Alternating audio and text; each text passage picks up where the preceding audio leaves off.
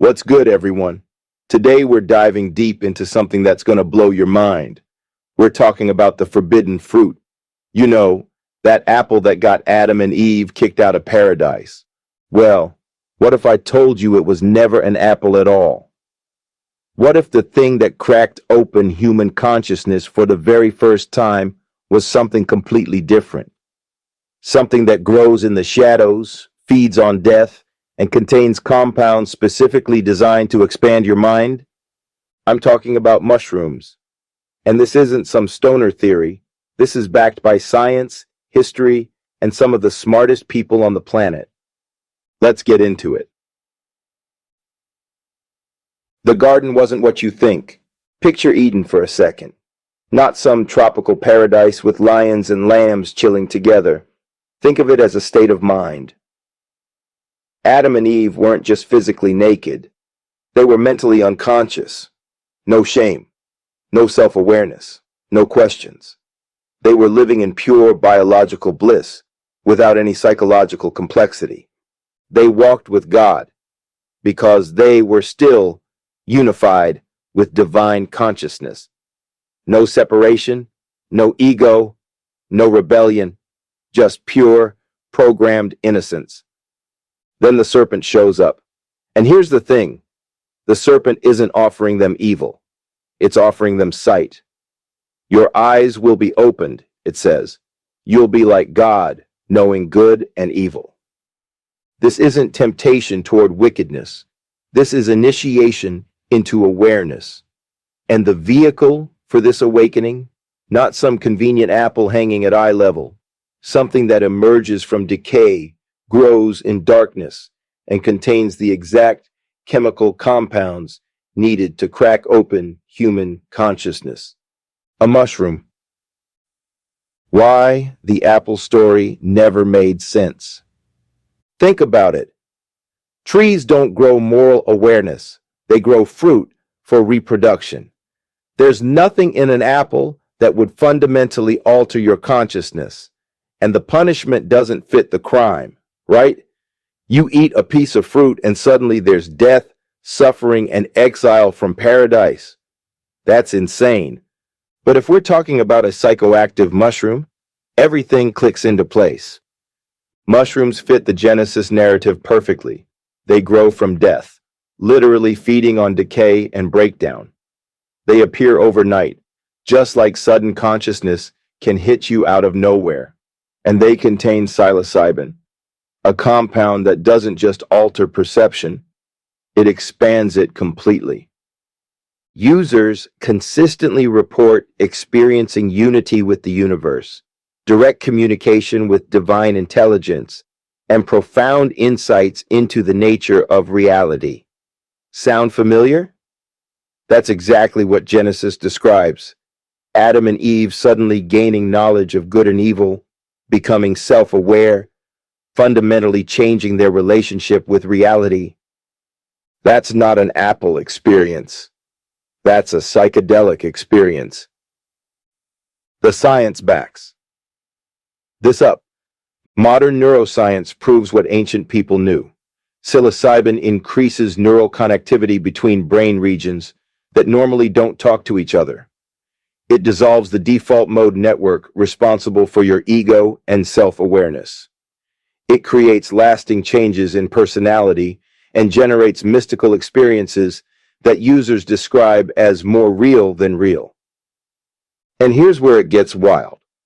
Paul Stamets, the mushroom expert, who's been on Joe Rogan multiple times, has documented mushroom imagery in ancient art worldwide. Egyptian hieroglyphs with unmistakable mushroom forms. Mesopotamian seals showing figures holding mushroom-like objects during rituals. Cave paintings from Africa depicting shamanic figures with mushroom iconography. This isn't people seeing patterns where none exist. This is consistent, cross-cultural documentation of mushrooms as sacred, transformative substances. But here's the crazy part. Mainstream archaeologists and religious scholars refuse to acknowledge what's clearly shown in the art. Why? Because admitting that mushrooms played a central role in human spiritual development, threatens every power structure we've built. Religious authorities who claim exclusive access to divine revelation. Academic institutions built on materialist worldviews. Legal systems that have criminalized these substances. Mushrooms democratize mystical experience. They grow wild, require no church, no priest, no institution. They're anti-hierarchical by nature. From forbidden fruit to divine food. Here's where the story gets even crazier. In Exodus, when the Israelites are wandering in the desert, God provides them with manna, bread from heaven. The biblical description is incredibly specific.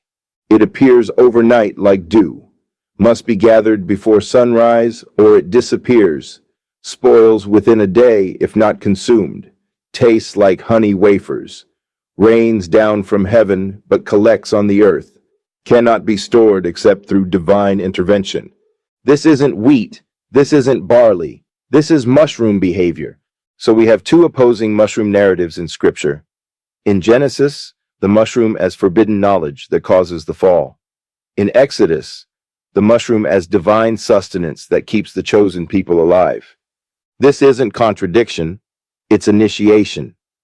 The same substance that expelled humanity from unconscious paradise becomes the food that sustains us on our conscious journey. The mushroom isn't good or evil. It's a teacher offering choice, consciousness, and consequence. The stoned ape theory. Ethnobotanist Terence McKenna took this even further with his stoned ape theory. As Africa's climate changed and forests receded, early humans followed herds onto grasslands where psilocybin mushrooms grew abundantly in animal dung. Regular consumption of these mushrooms enhanced visual acuity for better hunting, increased sexual arousal for more reproduction, stimulated language development through enhanced pattern recognition, and expanded consciousness for abstract thinking and planning. What if the forbidden fruit didn't curse us with consciousness? What if it gifted us with it? What if mushrooms didn't just witness human evolution? What if they drove it? McKenna went even further, suggesting that mushrooms might represent alien intelligence, not from outer space, but from a completely different dimension of existence. They process information differently than any other life form. They create vast underground networks that function like neural networks. They appear to communicate with humans during psychedelic experiences. They generate consistent visions across users, geometric patterns, entity encounters, universal symbols. Users consistently report that mushrooms seem to have intention, that they're trying to teach us something specific about reality's nature. The modern cover-up. We're living through our own version of the Eden story right now. Psychedelic mushrooms remain illegal in most places, branded as dangerous, forbidden, evil. Same pattern as before. Authority figures warning against the forbidden substance. Threats of punishment for those who dare try it. Claims that it will corrupt and destroy us. But people keep seeking them out, keep having profound experiences, keep reporting healing and awakening. Universities are now studying psilocybin for treatment-resistant depression, PTSD, addiction recovery, end-of-life anxiety. The results are remarkable. Single sessions create lasting personality changes and therapeutic breakthroughs that years of conventional therapy couldn't achieve. This isn't new medicine. This is remembering. We're rediscovering what our ancestors knew. Mushrooms are medicine for consciousness itself. The network intelligence. Recent research reveals that mushroom networks in forests share resources between different tree species, communicate warnings about attacks or diseases, coordinate seasonal changes across vast distances, and maintain ecosystem balance through resource redistribution. This isn't metaphor. This is measurable intelligence operating at scales we never imagined. Paul Stamets argues that mushrooms aren't just organisms. They're planetary intelligence. They've survived multiple extinction events and continue to evolve solutions to problems we're just beginning to understand. What if consciousness isn't produced by individual brains, but by networks? What if mushrooms are showing us how intelligence actually works in the universe? The real question. So here we are at our own tree of knowledge moment. If mushrooms were the original forbidden fruit, are we still supposed to avoid them? Or was the fall actually an ascension, the necessary step from unconscious innocence to conscious participation in creation? The serpent told the truth. You will not surely die. Your eyes will be opened, and you will be like God. They didn't die. Their eyes were opened. They did become like God, conscious, creative, capable of choice. What if the serpent wasn't the villain, but the liberator? What if the real message of Genesis is that consciousness is worth the price of paradise? Maybe the prohibition itself is the problem. Maybe we're supposed to eat from the tree of knowledge. The bottom line. Mushrooms aren't just food. They're not just medicine. They're ancient intelligence, planetary teachers, consciousness technology that's been waiting for us to mature enough to use it wisely. They grow in darkness, feed on decay, and transform death into life. They connect forest networks, create ecological harmony, and offer healing to both individuals and ecosystems. They're showing us a different model of intelligence. Not hierarchical, but networked. Not competitive, but collaborative. Not extractive, but regenerative. What if they're still trying to teach us something we desperately need to learn? What if the forbidden fruit was never forbidden at all, but is actually the medicine for what ails us as a species? The mushroom is still here, still growing, still offering. The serpent is still whispering. Your eyes will be opened. Maybe it's time to listen. The mushroom doesn't ask permission. It doesn't need approval.